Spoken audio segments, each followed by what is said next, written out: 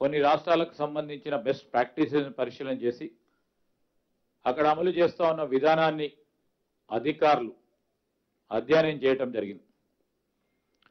అక్కడ అమలు చేసిన విధానం ప్రకారం జిహెచ్ఎంసి పరిధిలో అండర్ గ్రౌండ్ కేబుల్ సిస్టమ్ ఏర్పాటుకి దాదాపు 14,725 కోట్ల ఖర్చు అవుతుందని అధికారులు ప్రాథమికంగా అంచనా వేశారు. హైదరాబాద్ సిటీని విద్యుత్ సర్కిల్ వారీగా 3 విభాగాలుగా విభజించి ఈ ప్రాజెక్టు చేపట్టాలని మంత్రివర్గం నిర్ణయం తీసుకుంది. విద్యుత్తో పాటు టీ ఫైబర్, వివిధ కేబుల్ నెట్వర్క్స్ వైర్లన్నీ టీ ఫైబర్తో పాటు ఈరోజు గ్రేటర్ హైదరాబాద్ పరిధిలో ఉన్న వివిధ కేబుల్ నెట్వర్క్స్ వైర్లన్నీ కూడా అండర్ గ్రౌండ్లో ఉండేలా చేయాలని మరి ఆయా కంపెనీలతో సంప్రదింపులు జరపాలని నిర్ణయం తీసుకోవటం జరిగింది. అందుకు సంబంధించి ఒక వర్కింగ్ ప్లాన్ రెడీ చేయాలని అధికారులను కూడా ఆదేశించడం జరిగింది.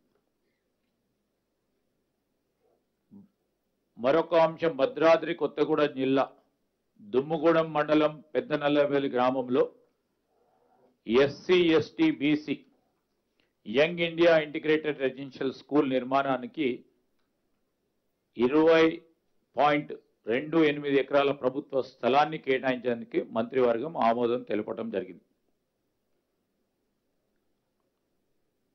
అదేవిధంగా ములుగు జిల్లా ములుగు మండలంలోని జగ్గన్నపేట గ్రామంలో స్పోర్ట్స్ స్కూల్ ఏర్పాటు చేయడానికి 40 ఎకరాల ప్రభుత్వ భూమిని కేటాయించేందుకు ప్రభుత్వం ఆమోదం తెలపడం జరిగింది.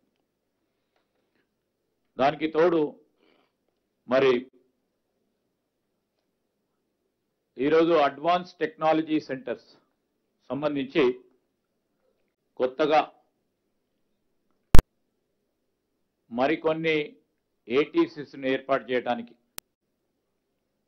నిర్ణయం తీసుకొని ఈరోజు ఐటీఐ ఇందుపూరకం 65 ఐటీఐ ఇన్స్టిట్యూట్స్ ఎక్కడున్నాయో అక్కడ అన్నిటిని కూడా ఏటీసీస్గా కన్వర్ట్ చేయడంతో పాటు కొత్తగా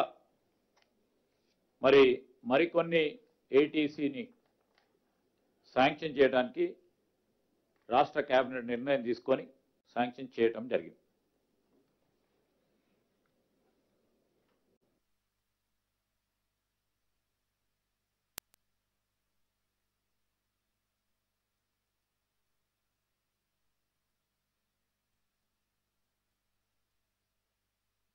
ఈరోజు నేను ఒక ఏటీసీకి సంబంధించి మొన్న జూబ్లీ హిల్స్కు సంబంధించి అక్కడ కూడా ఏటీసీ ఏర్పాటు చేస్తామని ముఖ్యమంత్రి గారు ఇచ్చిన హామీ మేరకు జూబ్లీ హిల్స్ కూడా అక్కడ ఉన్న యువతీ యువకులకు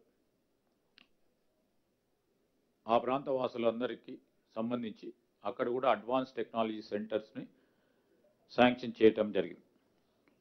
మీరు అడిగిన ప్రశ్నకు సంబంధించి క్యాబినెట్లో ఇప్పుడు చర్చ కాలేదు, ఆల్రెడీ ఎంక్వైరీ నడుస్తూ ఉంది.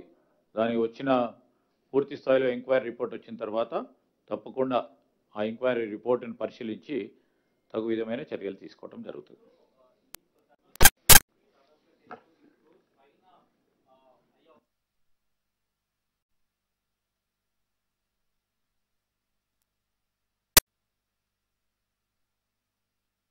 ఈరోజు అక్కడ ఉన్న సబ్ క్రిటికల్ టెక్నాలజీతోని రామగుండం పవర్ ప్లాంట్ అక్కడ ఉన్నది ఆధునీకరణ చేయాలని, సూపర్ క్రిటికల్ పవర్ ప్లాంట్ చేయాలని నిర్ణయం. దాంతోపాటు ప్రభుత్వం కూడా ఆ ప్రాంత ప్రజలకు సంబంధించి పిట్ హెడ్ దగ్గరనే విద్యుత్ సరఫరా చేసే కోల్ బేస్డ్ థర్మల్ ప్లాంట్ని ఏర్పాటు చేయాలని చాలా సంవత్సరాలుగా ఆ ప్రాంత వాసులకు సంబంధించి ఉన్న డిమాండ్తో పాటు ఆ ప్రాంతానికి సంబంధించిన మా గౌరవ శాసనసభ్యుడు రాజ్ ఠాకూర్ గారు ఆ ప్రాంత వాసులందరి తరఫున ఒక ప్రధానమైన ఎమోషన్ సెంటిమెంట్తో పాటు అక్కడ అవసరం ఉంది. ఈరోజు రాబోయే కాలంలో థర్మల్ కెపాసిటీ ఎంతో ఉండాలి అని ఒక ప్రణాళిక సిద్ధం చేసుకొని దానికి అనుగుణంగానే ఈరోజు పవర్ ప్లాంట్ని ఏర్పాటు చేసుకునే ప్రయత్నంలో మరి ముఖ్యమంత్రి గారు అదేవిధంగా డిప్యూటీ చీఫ్ మినిస్టర్ గారు పూర్తి స్థాయిలో పరిశీలన చేసి ఒక నిర్ణయం కేబినెట్ ఆమోదం కూడా తెలపడం జరిగింది. ఏం సార్? మూడో డిస్కామ్ ద్వారా ప్రభుత్వానికి సంబంధించి ఒక హెల్దీ డిస్కామ్స్ని ఏర్పాటు చేసుకోవాలి. తనకు అనుగుణంగానే విద్యుత్తుకు సంబంధించి అనేక అంశాలు క్రోడీకరించి మనము పూర్తి స్థాయిలో అంటే ఒక సిస్టమటైజ్ సర్వీసెస్ను అప్పగించే ప్రయత్నం చేయాలని.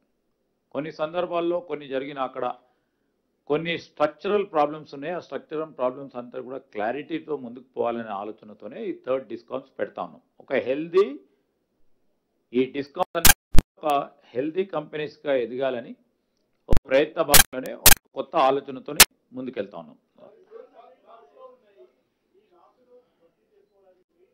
మాట్లాడుతున్నా